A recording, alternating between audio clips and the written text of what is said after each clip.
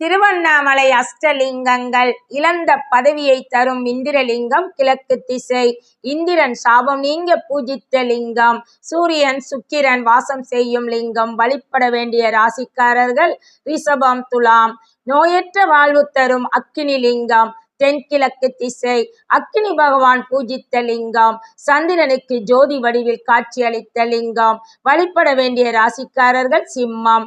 ஆயுளை அதிகரிக்க செய்யும் யமலிங்கம் தெற்கு திசை. யமனுக்கு தாமரை வடிவில் காட்சியளித்த லிங்கம்.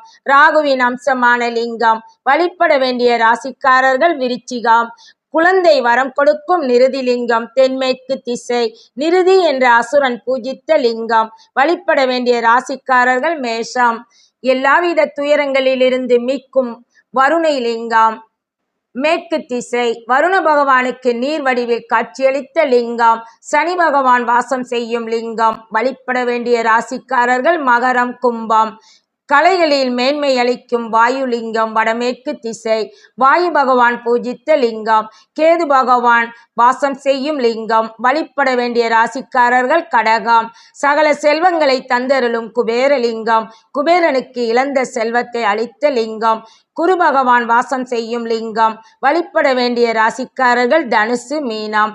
ஞானம் மற்றும் முக்தி அளிக்கும் ஈசானிய லிங்கம் வடகிழக்கு திசை. நந்தி பகவான் பூஜித்த லிங்கம். புதன் பகவான் வாசம் செய்யும் லிங்கம். வழிபட வேண்டிய ராசிக்காரர்கள் மிதுனம் கன்னி. திருச்சிற்றம்பலம்.